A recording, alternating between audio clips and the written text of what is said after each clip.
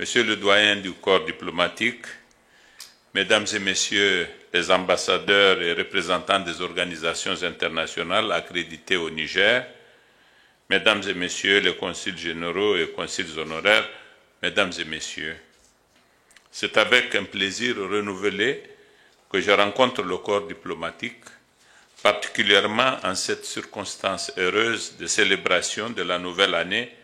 à travers ces échanges de vœux. Et à cet effet, Monsieur le doyen, je suis très touché par les mots aimables et chaleureux que vous avez adressés à moi-même et à ma famille, ainsi que les vœux que vous avez formés à l'endroit du gouvernement et de l'ensemble du peuple du Niger. Ceci témoigne de la qualité et de la solidité des relations d'amitié unissant le Niger et son peuple à vos États et peuples respectifs, mais également la convivialité et la cordialité de vos relations personnelles avec les différentes autorités du pays. Monsieur le doyen, en retour, je vous présente mes meilleurs vœux de bonne et heureuse année 2023 à vous-même ainsi qu'à tout le corps diplomatique. Je forme le vœu pour que l'année 2023 soit, pour le monde entier,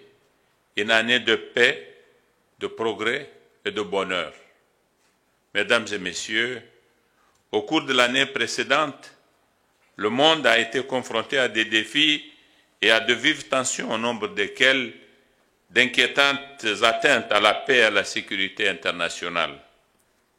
L'on peut à cet égard citer les effets du changement climatique, la pandémie de la Covid-19 qui se poursuit, ainsi que vous venez de le dire, surtout malheureusement cette terrible guerre en Ukraine, ainsi que dans notre espace à nous, l'exacerbation du phénomène du terrorisme et ses effets tout à fait meurtriers. Il paraît nécessaire et urgent de prendre conscience de ces défis et d'agir conséquemment en ayant à l'esprit le but et les objectifs visés par les organisations internationales afin d'œuvrer dans le sens de la réalisation des bien-être de nos populations et d'assurer un avenir radieux aux générations futures dans la paix et la quiétude. Mesdames et Messieurs, aujourd'hui, plus que jamais, il est temps de revoir la gouvernance mondiale si nous voulons assurer à tous une prise en charge sanitaire globale et plus réactive, mais également appliquer les décisions et les accords pertinents sur les changements climatiques afin de garantir l'harmonie nécessaire entre l'homme et la nature afin d'éviter à l'humanité des catastrophes et des épreuves supplémentaires. Les nations riches doivent honorer leurs engagements en accompagnant la transition énergétique dans les pays pauvres et participer effectivement à la gestion des conséquences du changement climatique. En effet, comme je le disais à l'occasion de la COP 27 tenue à Sharm el-Sheikh en Égypte, les phénomènes du terrorisme, de la migration et des trafics de tout genre qui se développent dans l'espace sahélo-saharien ont indéniablement un lien étroit avec le phénomène du changement climatique. Mesdames et Messieurs, témoins privilégiés de nos activités, vous, représentants des pays et organisations amis présents ici à Niamey, vous avez pu observer qu'une des constantes de notre diplomatie a été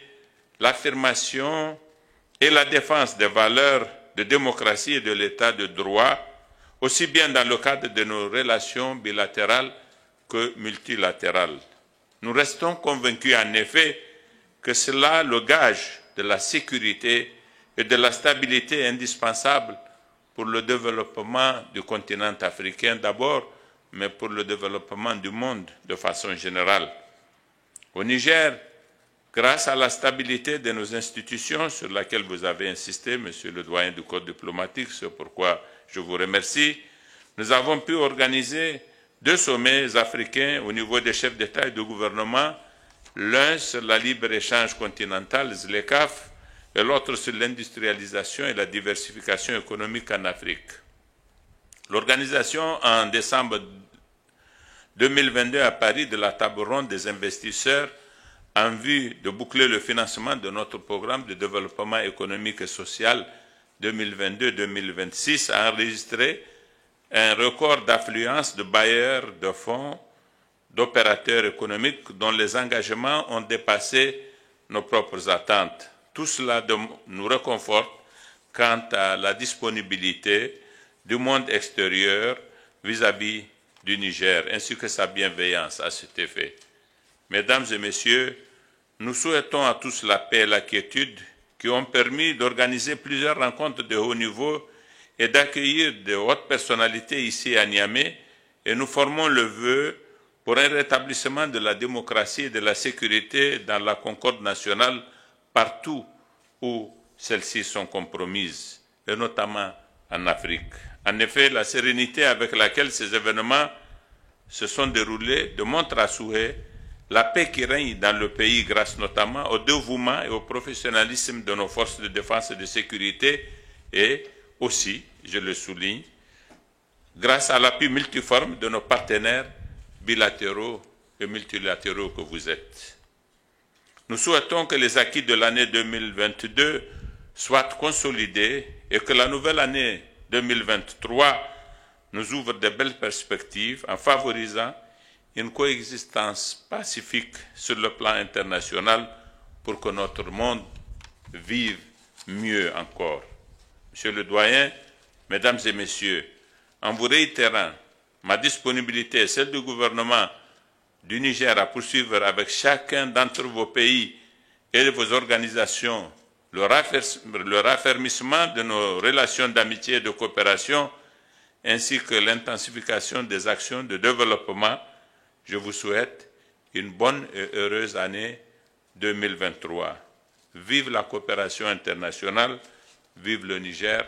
Je vous remercie de votre attention.